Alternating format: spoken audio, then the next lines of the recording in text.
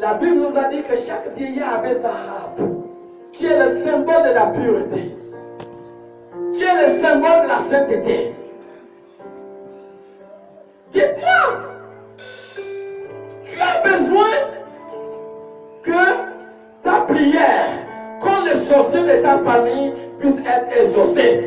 Il y a un seul lieu où ta doléance sera reçue et écoutée, c'est la présence de Dieu. Et tu ne peux pas entrer dans cette présence sans la harpe. La harpe est le symbole de la pureté. Tu as besoin de la pureté pour que ton son puisse être amélioré, pour que ton parler puisse être accepté, puisse être écouté devant Dieu. Tu as besoin de la harpe, tu as besoin d'être pur, parce que le trône de la gloire et le trône des personnes qui sont saintes, le Dieu éternel Dieu lui-même, il est saint, il est saint, il est saint, et personne ne peut arriver dans votre présence sans la sainteté. Personne, personne, personne, personne.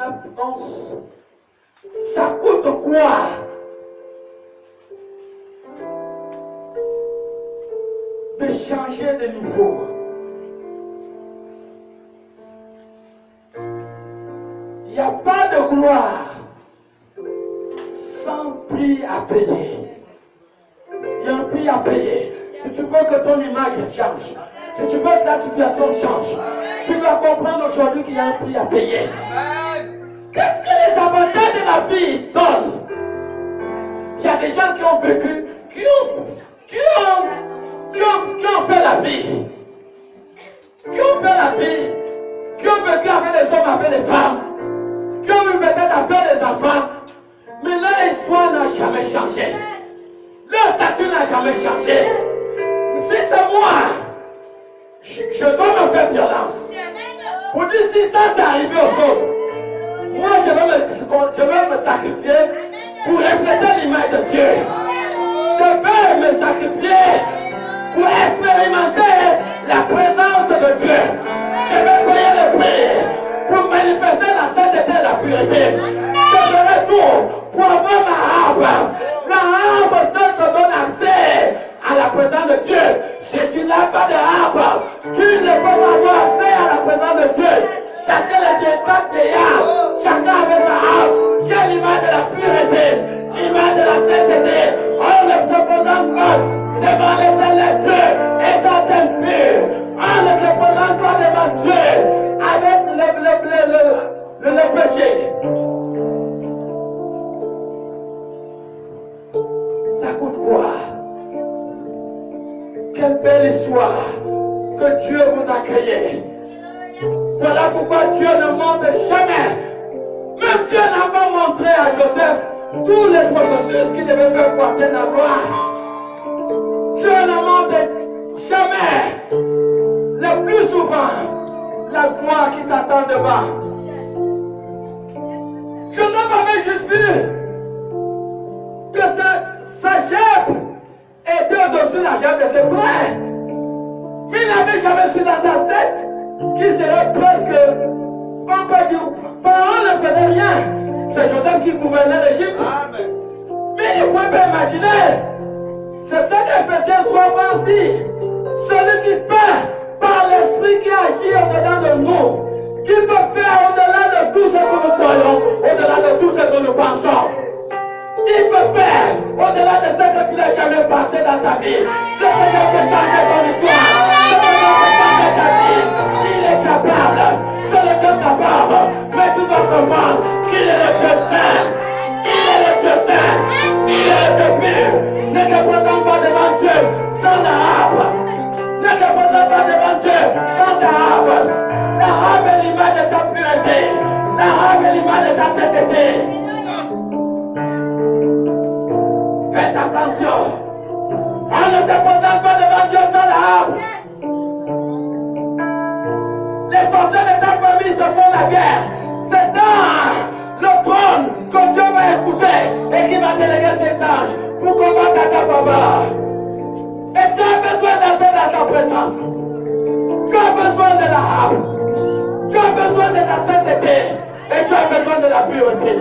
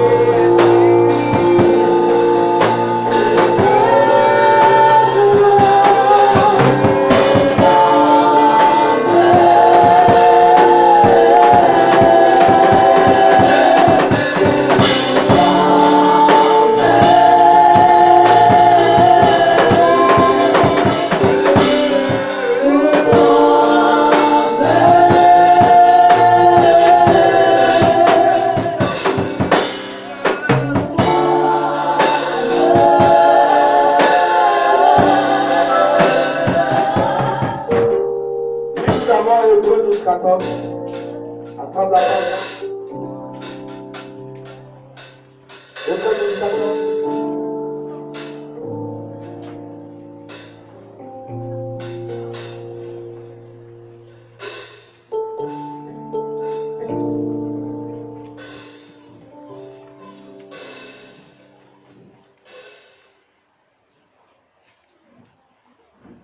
Hébreux 12, 14.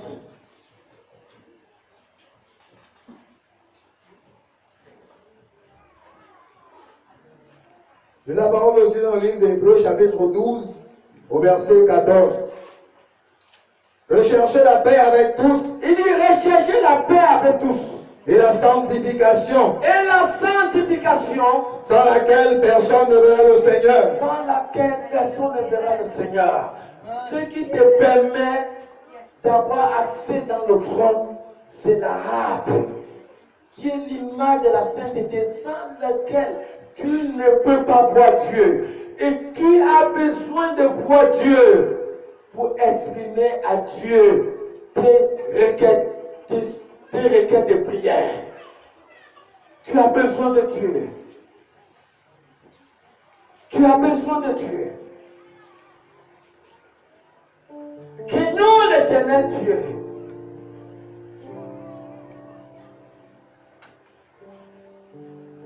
Désirons la présence de Dieu. La présence de Dieu, elle est merveilleuse. Le petit 19. Hein? Et la parole de Dieu dans le livre de Lévitique, chapitre 19, au verset 1 à 2. L'Éternel parla à Moïse. L'Éternel parla à Moïse Et dit, parle à toute l'assemblée.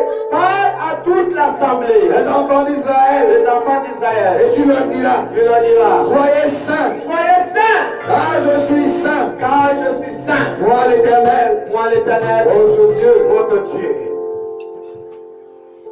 Quel Dieu que tu vas chanter sans la harpe. Quel Dieu. Quel Dieu.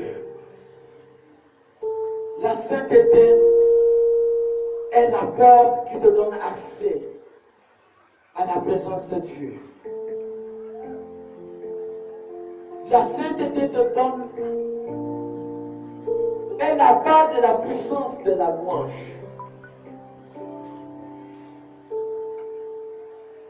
C'est la sainteté.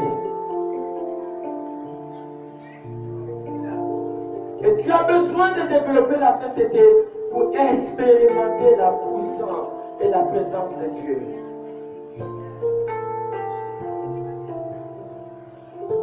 Sans la sainteté, nous ne pouvons pas voir Dieu.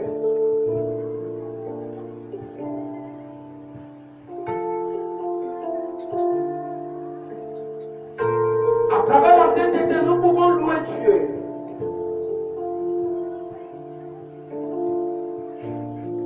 Pourquoi on le loue? On le loue parce qu'il a été trouvé digne.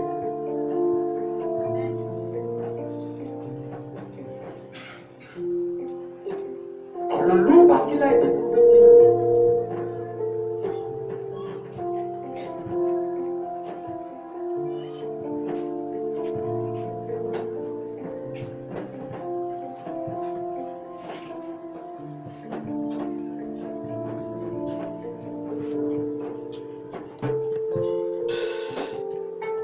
Il a été trouvé digne de sauver l'humanité.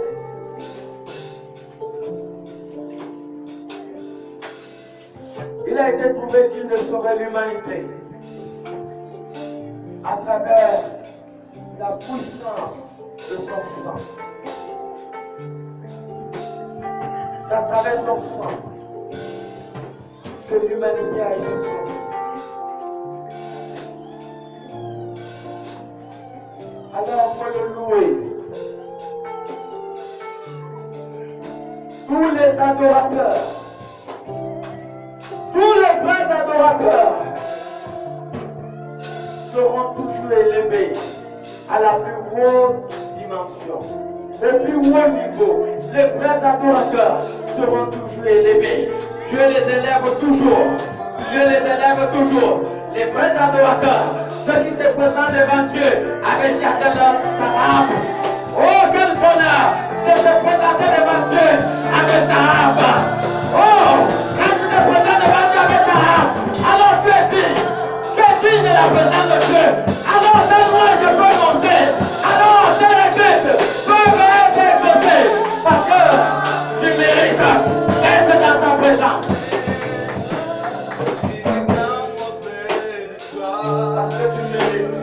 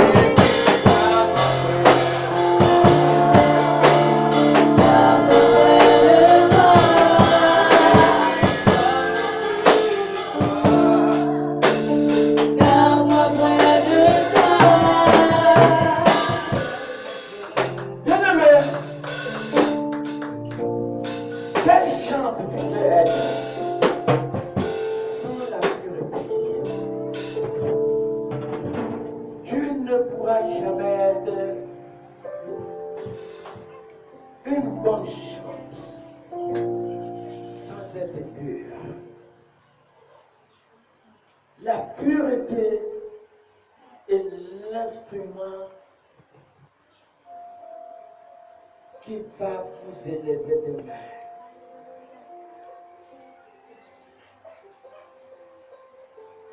Certaines familles sont pauvres, alors que Dieu a délégué un potentiel dans la famille qui devait élever la famille.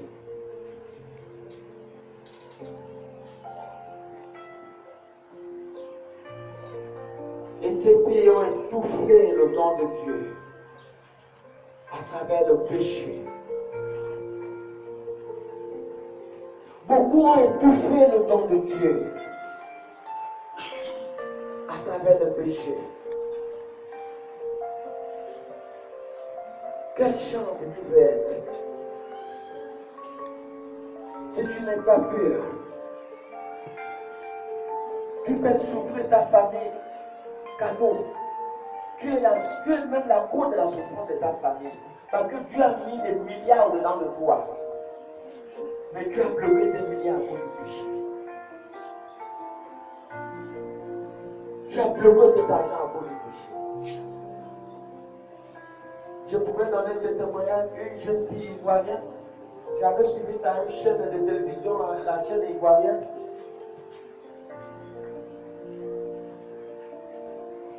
Elle avait été invitée aux États-Unis.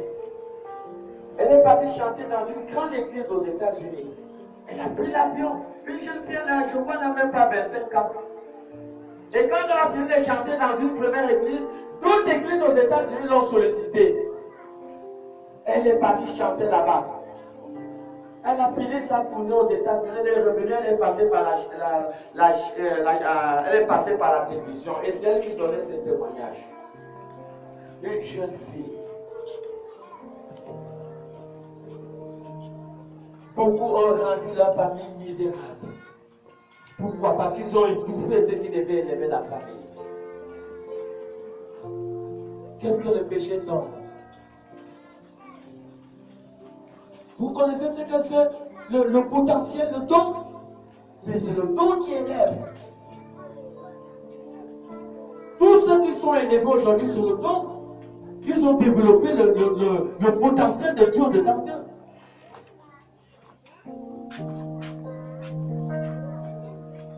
connais ce qui est au-dedans de toi. Lis Éphésiens 3:20. Tu sais ce qui est au-dedans de toi. Oui, ça fait 5 ans, 3 ans. Tu es dans, peut-être quelque part, tu poses des actes qui ne sont pas de Dieu. Dieu t'appelle pour exercer. Tu ne t'engages pas. Mais ta vie ne change pas.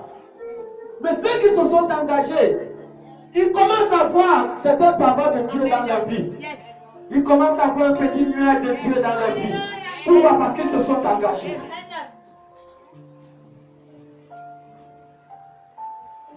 Et la parole de Dieu dans le livre d'Éphésiens, chapitre 3, verset 20. Or, à celui qui peut faire, par la puissance qui agit en nous, infiniment, au-delà de tout ce que nous demandons, nous pensons. Il peut faire au-delà de ce qui n'est jamais passé dans ta tête. Mais attends, à quoi sert la jeunesse? À quoi sert l'ambiance? Pourquoi toujours évoluer sur les pas des autres, les pas de ceux qui ont échoué? Mais je crois qu'à un certain âge, on a atteint la connaissance.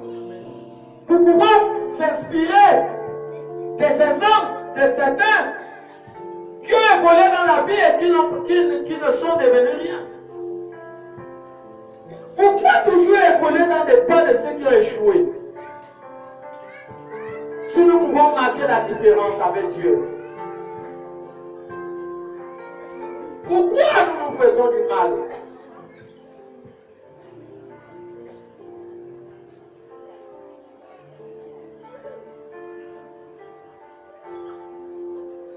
Pourquoi pas se sacrifier pour avoir accès au trône de la grâce?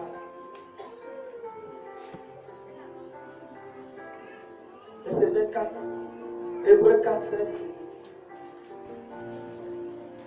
Pourquoi? Jusqu'à quand vous allez continuer à jouer?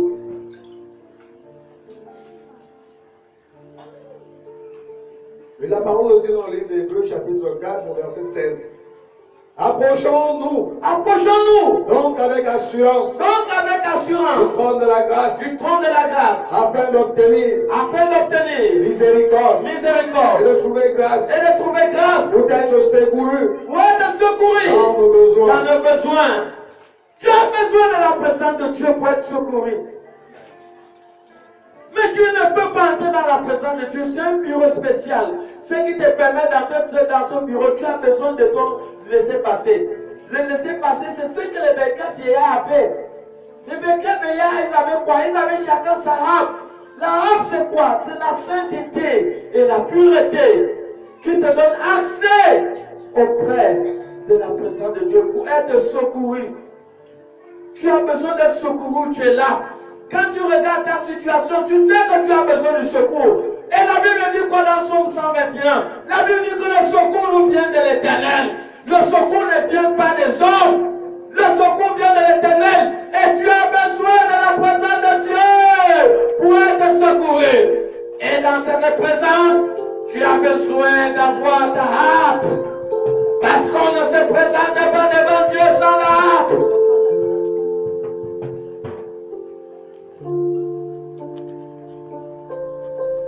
Fais le bilan de ta vie. Ça fait combien d'années que tu uses de tes propres efforts? Tu as essayé de faire le commerce, ça n'a pas marché. Tu as fait des choses, ça n'a pas marché. Est-ce que tu as un compte en banque? Il y a combien d'argent là-bas? Est-ce que tu as une voiture en circulation qui te fait taxi? Essaye de faire le bilan. À un certain niveau, au moment de la vie, il faut faire le bilan. Quand tu vois que ça ne marche pas, il faut comprendre qu'il y a quelque chose qui ne va pas. Nous devons comprendre qu'il y a quelque chose qui ne va pas. Nous devons chercher à revenir vers la présence de Dieu.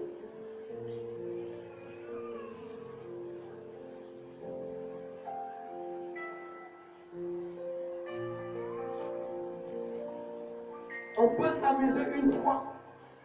On peut s'amuser 2 fois avec Dieu. Mais tu ne peux pas t'amuser toutes les fois avec Dieu. Jusqu'à quand? Jusqu'à quand tu vas te présenter devant Dieu sans ta harpe? Mais se présenter devant Dieu sans la harpe, c'est une perte de temps. C'est une perte de temps parce qu'au fait, tu n'es pas dans la présence de Dieu. Où est dans la présence de Dieu? Tu as besoin de la harpe, qui est l'image de la sainteté. Et c'est dans la présence de Dieu que tu seras secouru, que Dieu va venir à ton secours. C'est dans la présence de Dieu que tu vas obtenir grâce. Quand tu as ta harpe, même dans ta chambre, tu fermes la porte. Tu projettes les pensées vers une injustice, vers quelque chose qui affecte ta vie. Tu commences à louer. Et peut-être à un certain moment, tu vas arriver que tu commences à pleurer. Les larmes coulent. Tu es seul dans ta chambre, tu loues le Seigneur. À un certain moment, la prière va déclencher. Et l'Éternel Dieu, c'est le meilleur moment où l'Éternel Dieu va entendre ta voix. Et c'est